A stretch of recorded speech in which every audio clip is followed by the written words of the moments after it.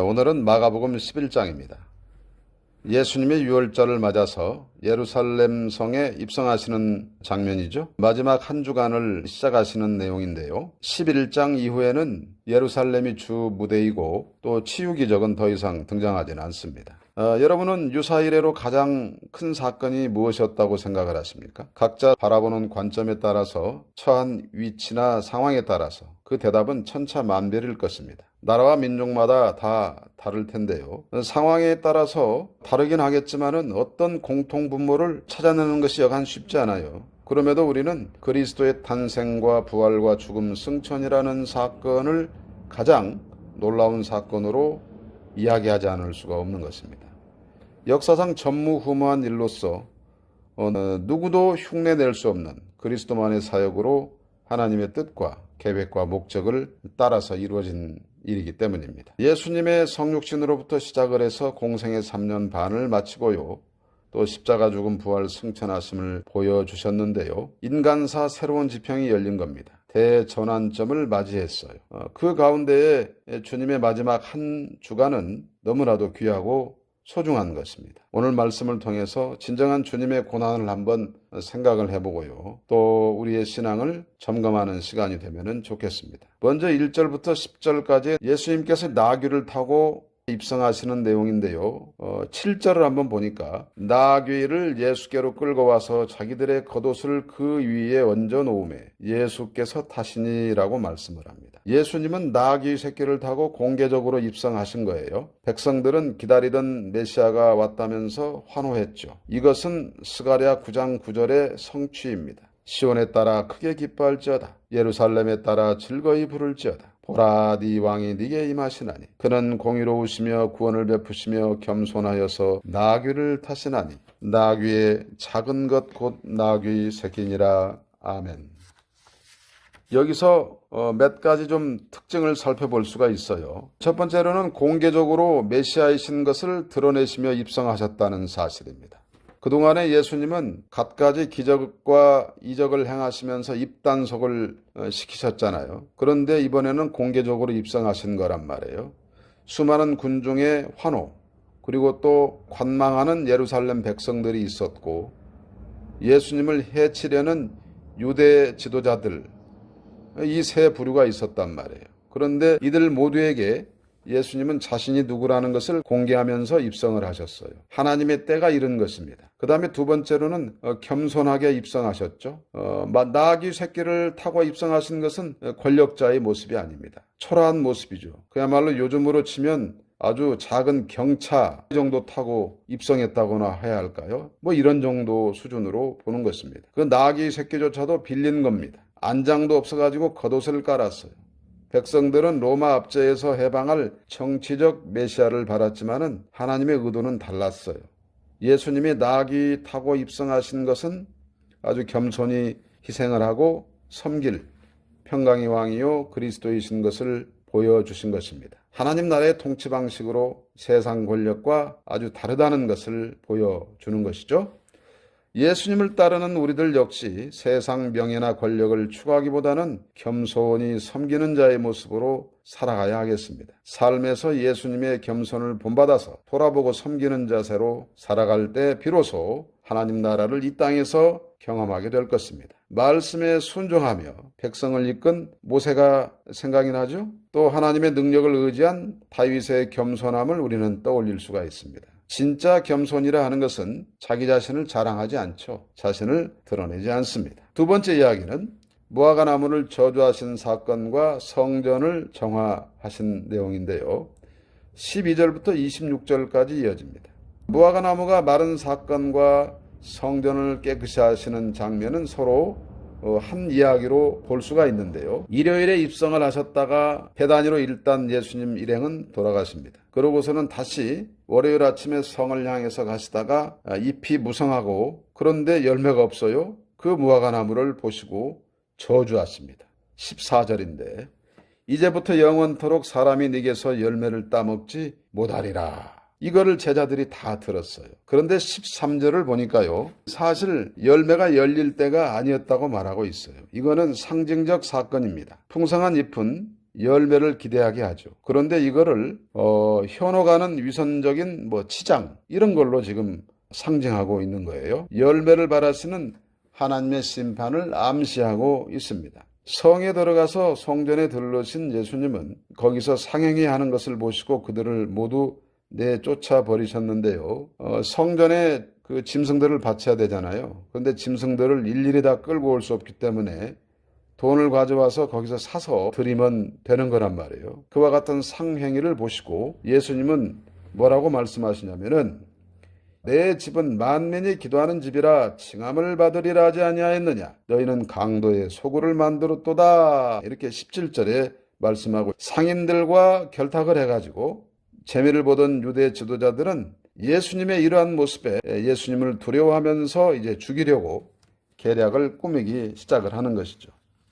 주님은 성전의 본질을 회복하고 예배의 순수성을 되찾으라는 강력한 메시지를 던지신 것입니다. 종교개혁자 칼빈 선생은 성전 정화 사건을 하나님의 거룩함과 예배의 순수성에 대한 강력한 경고라고 말한 바가 있습니다. 성전이 단순히 건축물이 아니라 하나님과의 관계 속에서 그 본질적인 영적 역할을 해야 한다고 강조한 것입니다. 성전의 상업화, 이거는 예배의 왜곡과 영적 타락을 상징하는 것으로 오늘날 교회가 세속적인 가치에 물들지 않고 경계해야 할 중요한 부분이라고 하는 것을 상징하고 시사하는 것입니다. 칼빈은 진정한 예배가 외적인 의식이 아니라 마음과 영혼의 순결함에서 비롯된다고 보았습니다. 종교개혁을 시작을 한 마르틴 루터는 예수께서 성전의 장사꾼들을 채찍으로 내쫓으신 것처럼 오늘날 우리도 마음이라는 성전 안에서 탐욕과 위선의 장사꾼들을 끊임없이 몰아내야 한다, 이렇게 말한 바가 있습니다. 그래서요, 다음날 화요일이 됐어요. 예수님이 저주하신 무화과 나무가 뿌리째 말라버린 것을 보고 제자들이 놀라가지고 예수님께 말합니다. 그러니까 예수님은 하나님을 믿으라 이렇게 말씀하세요. 그러고는 아주 유명한 말씀을 하시죠. 누구든지 이 산더러 들리어 바다에 던져지라 하며 그 말하는 것이 이루어질 줄 믿고 마음에 의심하지 아니하면 그대로 되리라. 그러므로 내가 너희에게 말하노니 무엇이든지 기도하고 구하는 것은 받은 줄로 믿으라. 그리하면 너희에게 그대로 되리라. 아멘. 23절과 24절의 말씀인데요. 이거는 1차적으로는 불가능한 일도 하나님께서 이루어 주신다 이런 것으로 이해할 수가 있겠지만은 전체 맥락 가운데에서 이제 앞에 무화과나무 저주한 것과 또 이제 성전 청결 이런 것들을 다 이어볼 수가 있는 것이죠. 그러니까는 입만 무성한 무화과나무는 형식화된 유대 종교 그리고 참 성전인 주님을 영접하지 않는 이스라엘의 모습을 상징하는 것입니다. 그러니까 한마디로 이스라엘 성전은 끝났다는 겁니다. 그래서 산이 바다로 옮겨진다는 선언이죠. 산은 곧 성전을 가리키고 바다는 이방 나라를 상징하는 것이기 때문에요. 그렇습니다. 그리스도의 시대가 왔고 새로운 이스라엘의 시작을 예고하는 것입니다. 예수님이 의심 말고 믿고 구하면 그대로 될 것이라고 하신 것에서 우리는 기도에 임할 때의 자세와 태도를 한번 살펴볼 필요가 있는데요. 기도하기 전에 용서하고 화목하라고 하셨잖아요. 믿음과 기도, 용서와 기도의 관계를 말씀하신 것입니다. 예수 안에서 예수님과 함께 사는 사람들의 모습이죠. 진정한 믿음의 능력과 삶의 열매, 그 중요성에 대해서 강조하신 것입니다. 그러므로 무화과나무 저주와 성전 정화라고 하는 두 모티프는 단순한 분노의 표출이 아닙니다. 이 사건은 오늘날 우리에게 세 가지 중요한 의미를 부여한다 이렇게 볼 수가 있는데요. 첫 번째로는 주께서 바라시는 삶의 열매가 있어야 한다는 사실입니다. 미국의 신학자 조나단 에드워즈는 참된 신앙의 은혜는 성도의 삶에 반드시 거룩한 행실이라는 열매로 나타난다. 열매가 없는 고백은 죽은 믿음의 증거일 뿐이다. 이렇게 말한 바가 있습니다. 성경의 여러 본문을 통해서도 삶의 열매를 강조하고 있죠. 너무나 잘 아는 갈라디아서 5장 22절과 23절 오직 성령의 열매는 사랑과 희락과 화평과 오래 참음과 자비와 양선과 충선과 온유와 절제니 이와 같은 것을 금지할 법이 없느니라 하면 그 밖에도 본문들이 많이 있죠. 두 번째로 우리가 하나님의 성전임을 깨닫고 늘 마음을 정결하게 유지해야 합니다. 너희는 너희가 하나님의 성전인 것과 하나님의 성령이 너희 안에 계시는 것을 알지 못하느냐, 이렇게 고린도전서 3장 16절은 말하고 있습니다. 세 번째로는 교회가 진정으로 하나님을 예배하고 기도하는 거룩한 공동체가 되어야 하겠다는 말씀입니다. 요한복음 4장 23절은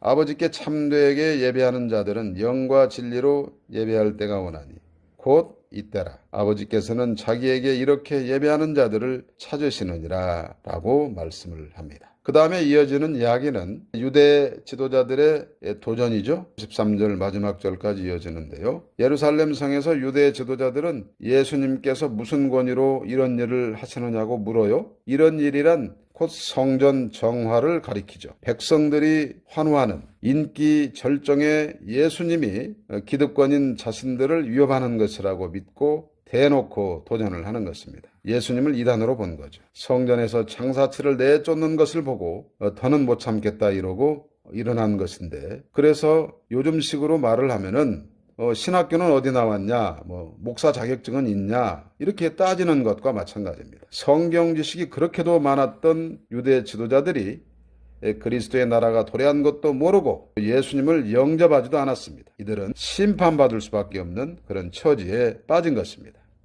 그들은 예수님이 자기 권위에서 했다라고 대답을 하면 너는 왜 무법이고 미친 사람처럼 구느냐라고 매도를 할 작정이었고, 또 하나님이 주신 권위로 했다고 그러면은 신성모독한 행위다 이렇게 매도하려고 했는데요. 그런데 예수님은 그들의 의도를 잘 알고 있기 때문에 요한의 세례, 즉 요한의 사역이 어디에서 온 것이냐고 되물으셨습니다. 그들은 하늘로부터라고 말하자니 왜 요한을 믿지 않았냐고 하실 것이고, 또 요한으로부터라고 하면은 사람들이 요한을 참 선지자라고 여기기 때문에 정말로 대답하기 아주 난감한 그런 상태에 빠져버린 것이죠. 그러니까는 그냥 에이 모르겠습니다 이렇게 대답을 한 거죠. 예수님은 그들이 모른다고 말했기 때문에 예수님도 말해주지 않겠다 이렇게 말씀하시면서 그 자리를 모면하십니다. 그들이 흠을 잡으려고 한 것을 아시고 반대 질문과 권위 있는 침묵으로 그들의 입을 틀어 막아버린 것입니다. 그들이 인정하지 않을 수 없는 세례 요한의 사역, 예수님의 사역을 준비하는 것에 지나지 않았다는 사실을 우리가 생각해 볼 필요가 있는 것입니다. 이것은 우리가 이미 1장에서 함께 살펴본 바가 있죠. 1장 7절에 보면은 그가 전파하여 이르되 나보다 능력 많으시니가 내 뒤에 오시나니 나는 굽혀 그의 신발끈을 풀기도 감당하지 못하겠노라, 이렇게 세례 요한이 말하는 것을 볼 수가 있습니다. 그래서 오늘 말씀을 좀 정리를 해봅시다. 백성들은 예루살렘에 입성하시는 예수님을 바라보고 환호했습니다. 또 관망하던 성읍 주민들도 있었겠죠. 또 대적하는 유대 지도자들도 있었습니다. 그런데요, 예수님은 무화과 나무를 저주했어요. 말라버렸습니다. 성전에 들어가셔서 성전을 정화하셨습니다. 결국 이와 같은 일련의 행위는 그리스도의 나라가 도래했고 새로운 이스라엘이 시작이 된 것을 선언하신 것입니다. 일반 백성들과는 다르게 유대 지도자들은 자기들의 기득권을 보호하기 위해서 예수님을 더 적대적으로 대하면서 도전을 합니다. 예수님은 반대 질문과 침묵으로 그들을 곤경에 빠뜨리셨죠. 이 모든 사건은 예수님의 메시아적인 권위와 하나님 나라의 도래, 그리고 그에 대한 우리의 합당한 반응이 무엇이어야 하는지를 아주 명확하게 제시해주고 있습니다. 그러므로 우리는 예수님처럼 겸손과 섬김의 자세로 살아가야 되겠습니다. 자기 능력을 드러내거나 높은 자리에 오르려 하기보다는 하나님께서 주신 재능과 은사를 돕고 섬기는 데 써야 하겠습니다. 가정에서, 직장에서, 그리고 교회 안에서 기꺼이 낮은 자리에서 배려하는 마음을 가져야 하겠습니다. 특히 공동체 안에서 섬기는 자가 되기를 힘쓰며 말과 행동으로 예수님의 겸손하심을 본받아서 실천해야 하겠다, 이렇게 말씀을 드립니다.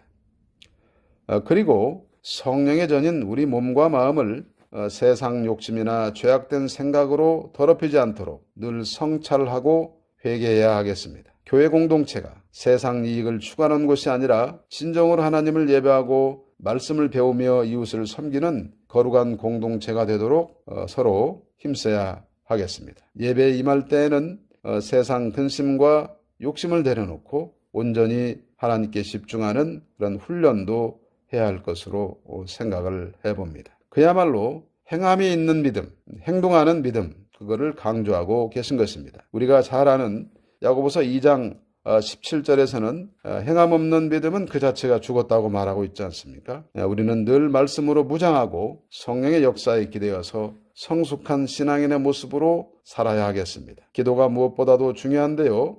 기도는 하면 하는 만큼 이익이고 안 하면 안 하는 만큼 손해가 아니겠습니까? 하나님의 일하시는 방식은 우리로 하여금 기도하게 하시고 또 그 기도에 응답하시는 방식으로 일하신다는 것을 잊지 맙시다. 우리 주님의 은혜와 복이 가득하시기를 간절히 축복합니다. 아멘.